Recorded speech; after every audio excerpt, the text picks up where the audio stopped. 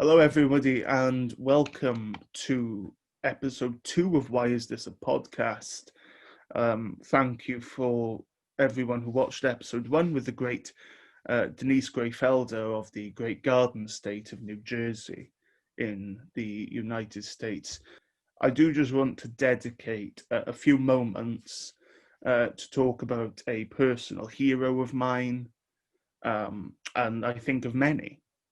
A feminist icon, a person who achieved the cultural renown that few jurists ever do, and that is the Associate Justice of the Supreme Court of the United States, Ruth Bader Ginsburg, who passed away recently at the age of 87 after a battle with pancreatic cancer.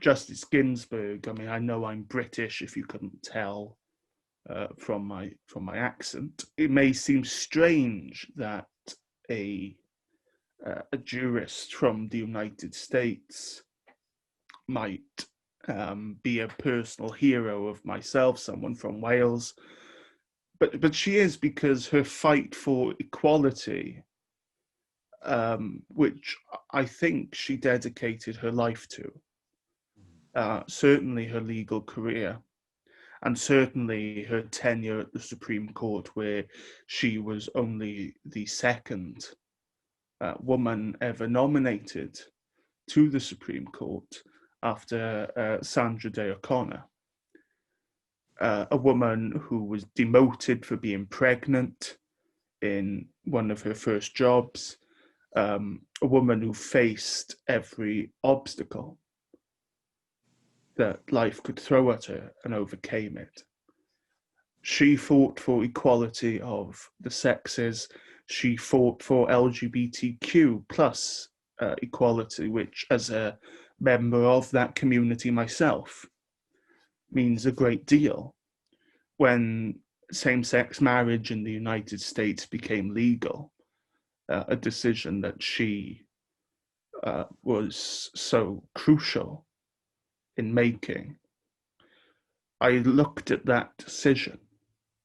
I looked at the country where Matthew Shepard had been murdered for who he was, now affording at last the right of equal marriage to all people, regardless of who they love. And I saw that as hope for my community, that at the global level, well, we might actually have a shot of winning this thing. Justice Ginsburg, in every aspect, was a champion. And her passing, I'm sure, will mean that there is a hole in American and indeed global life, that no matter who her seat is filled by, may never be completely filled.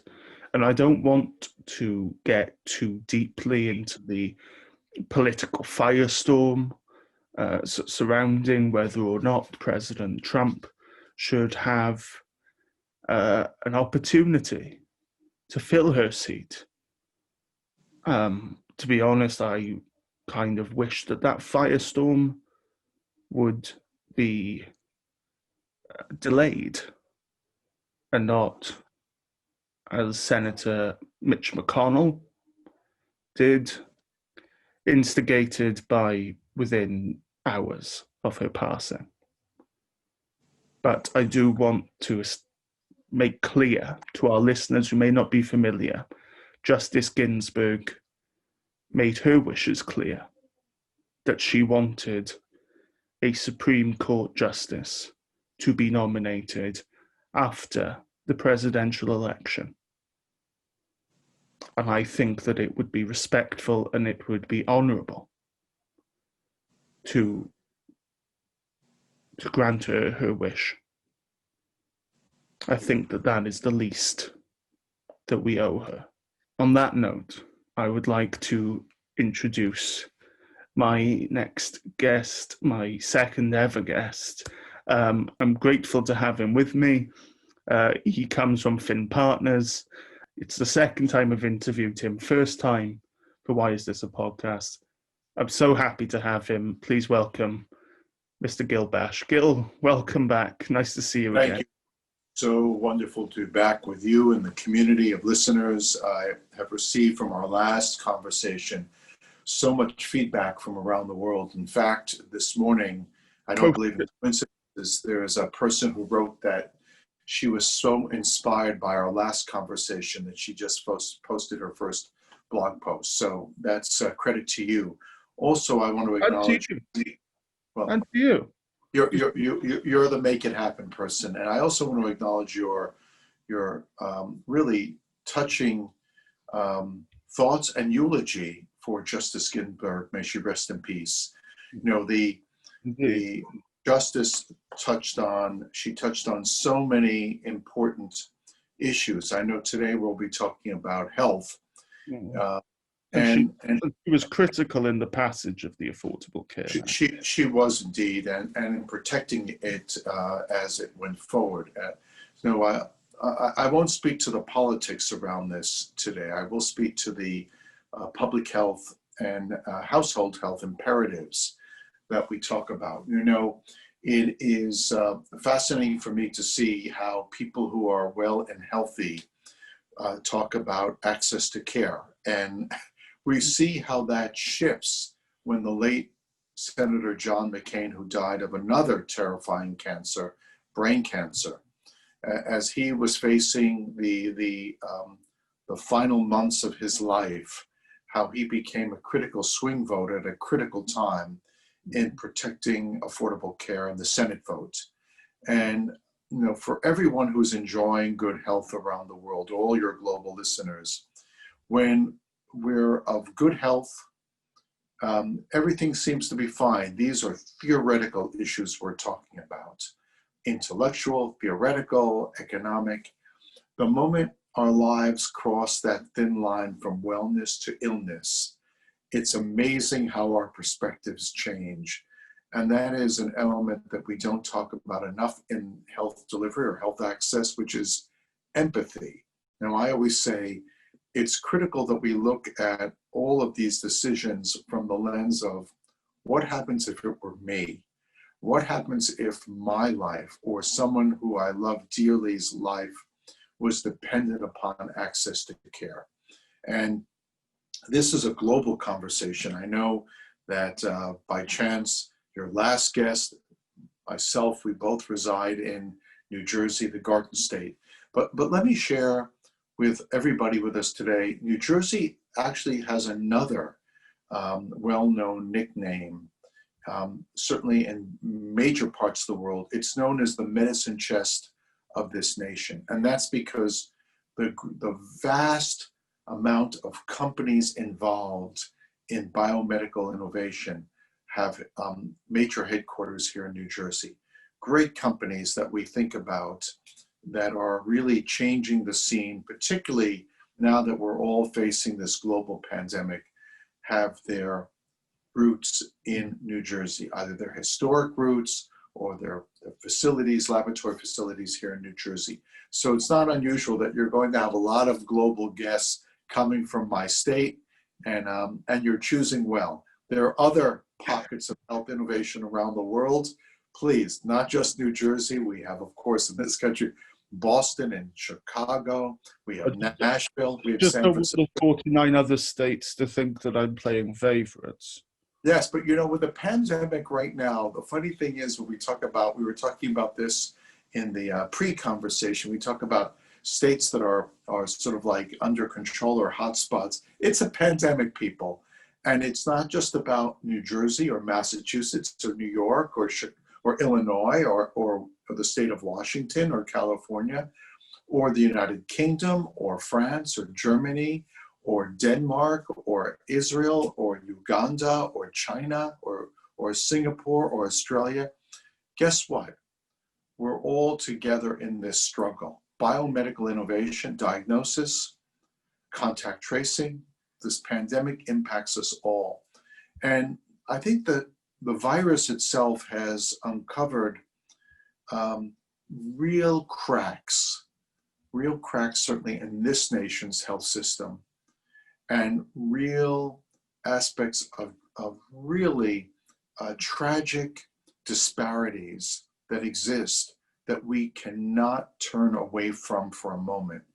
And I think that came up last week when I was in the last episode when I spoke to Denise Greyfelder, where we discussed Black Lives Matter, and I said it's we said it's especially poignant at a time when coronavirus, both in terms of deaths and morbidity and economic impact, does disproportionately affect ethnic minorities, people of color.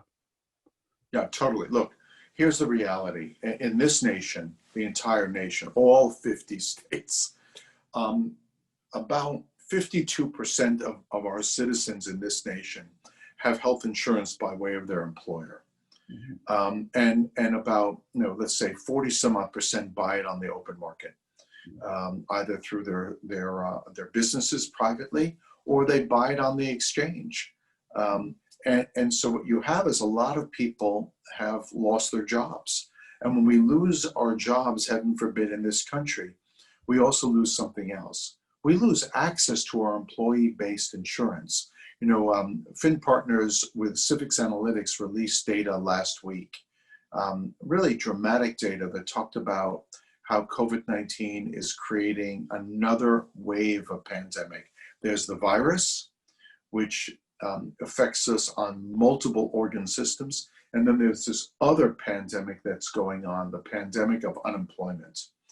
And when we take a look at the rise of unemployment in the United States, I think we'll go to about, there's some estimates, Kaiser, Robert Wood Johnson, other third-party sources, talk about anywhere between 20 to 30 million Americans will lose their jobs. And of the people who are losing their jobs, people who are Black Americans are disproportionately losing their jobs. And when they're losing those jobs, they're also losing something else that we all need right now in the shadow of COVID-19. They're losing their health insurance. These data also point to a very dramatic and shocking data point that of the people who have lost their insurance, about little less than 50% have no intent to purchase insurance at this time.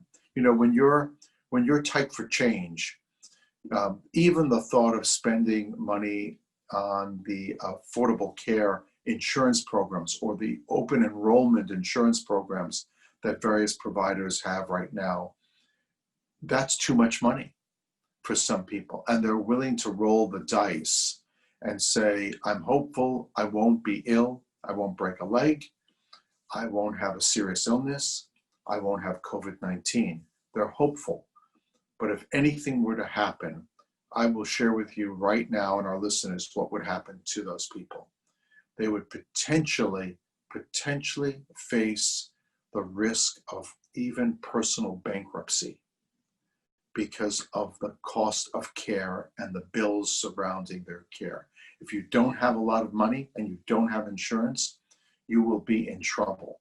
So what we're seeing right now because of COVID-19 and the loss of employment is this new public health risk factor that is tremendous, it's evident, and it's actually speaking to why, in terms of your preamble, your opening remarks on Justice Ginsburg and her dedication to affordable care, protecting those provisions, why this is a bigger conversation that we're having right now than ever expected. Call me crazy, call me insane. It seems that during a global pandemic of an infectious disease, it seems a little bit remiss to take away people's health insurance. It seems, I don't know, I mean, call me crazy. It's absolutely, ridiculous. We've had this health system. Look, it is the inequities of not having health, access health. On one hand, you're dealing with systematic racism. We're dealing with systematic racism since for more than 200 years. But when you're looking at systematic racism and you're looking at the domino effect that creates for human rights and for health, we realize right now, we have to say it's not only can we afford for people not to have health insurance, can we afford to tolerate for one moment longer racism, systematic racism? We can't.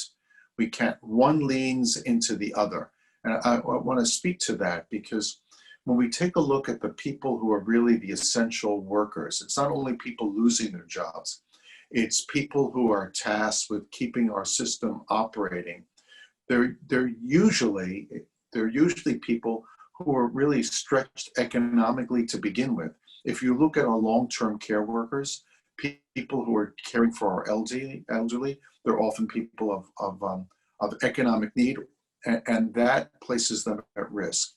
They're often hourly workers. They don't have easy access to health insurance. So we're seeing injustice wrapped up in injustice. Now, specific to cost, let me sort of shift for a second and move away from just the human rights issue of racial equality and health equality. Let me move away from that for a second and try to put this in the bigger picture for us as a nation or as a global community. When people who don't have health insurance become sick, what do? They don't stay at home. They don't suffer at home. They or their family bring them to a hospital emergency room, where those hospitals are required by law to provide them with emergency care. They're required by law. And so it's not as if the door is slammed shut to them. The door is open, both because of the credo of the medical professional to care for the sick, the law, and human reaction. We can't turn our backs on those people. But that comes with a cost, right? They're providing them with care. They're not necessarily billing them, or they are billing them. I've seen this case where someone with no resources whatsoever gets a bill for $220,000 that the hospital wants to be paid for. Although the person has absolutely no money, they'll fight it out in court, and the hospital will have to write it off. So that means that that hospital absorbs the cost. This reminds me very much of America in the early 1990s, when the American teaching hospitals, our greatest hospitals of this nation, were on the verge of bankruptcy. I think of Dr. Michael Rosenblatt, who's now the chief medical officer at Flagship Pioneering, one of the great private equity groups in this country that's sponsoring companies like Moderna at the cutting edge of developing a COVID-19 vaccine. And Dr. Rosenblatt was the president of New England Deaconess Hospital at the height of the AIDS crisis. And he talks about what it was like to step into a hospital, a globally recognized academic medical center, with people in beds in hallways with HIV because they didn't have enough rooms. And he was saying to himself, he says to us, our hospital was almost out of business. It was on the verge of bankruptcy. We're caring for these people. They have no health insurance and no economic resources, and we're trying to sustain their life. Think about where we are right now. HIV is a virus that was transmitted from person to person. Its means of transmission was through fluid. COVID-19 is by way of air transmission droplets. It's a virus that's killed in this country, as of 2 days ago, 200,000 people. I've got the current figures per Worldometer. Please. So, I mean, globally, at the time that we're recording this, your deaths are 976,000 plus globally. The US alone has lost 205,000 deaths. I've got the stats for the great state of New Jersey, where it's 16,000 plus. Yeah. Yes. Look, one tragic loss is too much. I just want to say I attended an event last night from Hip Hop Public Health. It was a privilege to join them. Hip Hop Public Health seeks to use the transformational power of music, hip hop music, and art to get messages across around public health priorities for people of color, the Black American community. Very effective. It was inspiring to see so many rap and hip hop musicians join together. One of my own colleagues, Helen Shelton, was being honored last night, along with a friend of mine, Dr. Mitch Elkin from Columbia, who's the current president of the American Heart Association. And when in this conversation, what we're talking about is we have to stop, we have to embrace all people, that we have to understand that when you're dealing with viral transmission through air transmission, droplets through air, everybody is interconnected, everybody, but there are communities that are disproportionately impacted. Black Americans are impacted from multiple reasons, all of them tragic and terrible, that must end immediately. One, they're losing their jobs disproportionately to the white population, and therefore they're losing access to health insurance. Unacceptable. Two, access to information, and also the challenges of prevention. When you're living in urban areas, doesn't make a difference where you're living in urban areas, but if you're living in specific urban areas, the challenge of social distancing and gaining access to food means you have to access basically stores. You have to go out. You have to buy them yourself. When you do that, you're at heightened risk. But I would say when I move through the city to observe and to understand, I would say for the most part, people are respectful. They're doing their best to maintain physical distance. They're wearing masks. Masks, by the way, prevent infection. In more than 80% of the cases, masks and social distancing are our best preventive tool. But I have to say that right now, that America really needs to engage in the bigger conversation. I'm not going to deal with this politically at all. I'm going to deal with the sure aspects of public health and economics. Obviously, the system as we see it today isn't working for a vast number of Americans. And that's the responsibility of our public and elected officials, blue and red, to address and protect the needs of the citizens. Now, on a global basis, I just want to say, when people are traveling around the world still, it's natural. The airlines are doing their utmost to provide a protective and safe environment. I want to compliment them for that.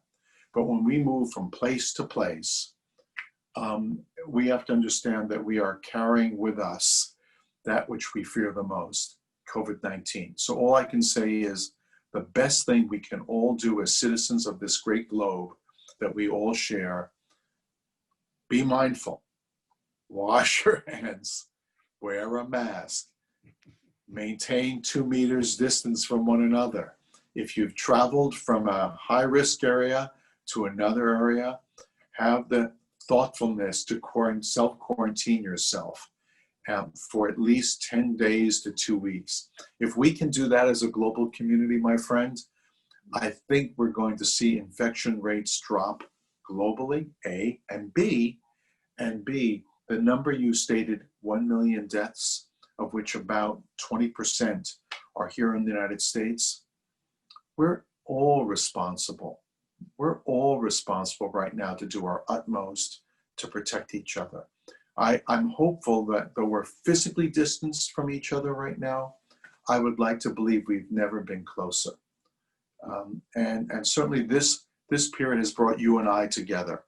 So certainly we're not socially distanced, we're physically distanced, but let's use physical distance to keep each other healthy. This physical distance time has certainly made me feel a longing to reconnect with physical community. I miss that. I'm not going to say I don't, but as someone dedicated to public health communication, I've also got to say we have a role model responsibility to represent the very best of public health to protect you. Oh dear Lord, don't put that responsibility on me. I'm reliably informed still that you can't catch COVID-19 via Zoom. So I think no, that's scientific. I would say since science matters, I think we agree that I think we're more than 2 meters from each other right now, so that the masks are not necessary at this moment. We're talking about generational stuff. Also, we've been talking about race. I also want to talk about demographics for a moment. That young people actually we're seeing young people disproportionately impacted. Young people are also, along with the Black population in this nation, young people have lost their jobs disproportionately. Now, if they're under 29, they may be able to get back on their parents' insurance plan. But, around the world, around the developed world, where we have different systems. Singapore has a 3-tiered system.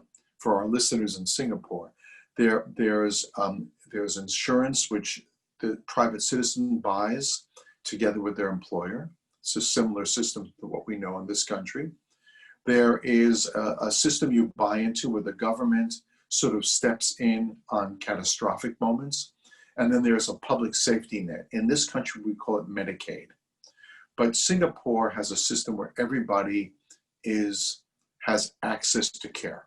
One way or another, has access to care. In the United Kingdom, you have the great NHS, which I know people in the UK are particularly proud of, and became a election flashpoint for you to protect the NHS. And my colleagues who are physicians in the NHS system actually are very proud to be physicians in the UK. I want to bring that to something I see in the United States. The difference of satisfaction of doctors who are in systems that are actually where doctors are essentially on salary, and in systems where doctors are not on salary. A lot of listeners may not realize we don't only have an insurance challenge in this country. We have actually different systems of how people are compensated as physicians. So our physicians in this country, the vast majority, actually start their day in many cases without a salary. I don't know if you know that. So a doctor who has an office, let's say your primary care doctor, has an expectation of what they might earn in the course of the year. But those doctors are self-employed. They have no salary, in essence. Like a consultant has no salary. Doctors are paid often by insurance carriers for what they do, what's mandated by guidelines. And then payers determine what they'll pay the doctor for that service. So doctors are actually, in a way, in many cases, because of our system, in a way on that sort of treadmill, walking very quickly. The more they do, the more money they can earn.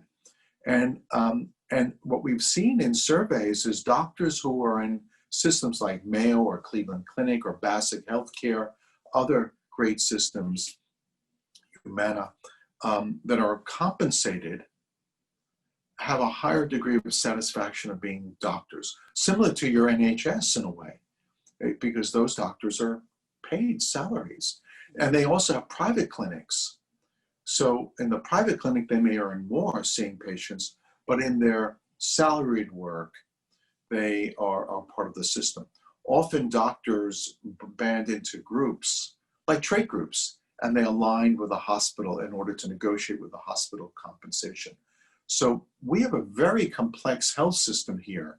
And that's why people realize when we're talking about do we move to a Medicare for all system, it's not so simple, because it's not just how I participate as a consumer of healthcare in the system, it's how the system compensates the system. So we have layers of economics here that create a very fragmented health ecosystem.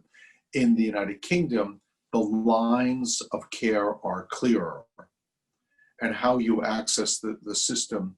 You've been doing that probably post World War II. You've had NHS. The administration of Prime Minister Clement Attlee, who came to power after World War II, and Aaron Bevan, who he was the health minister.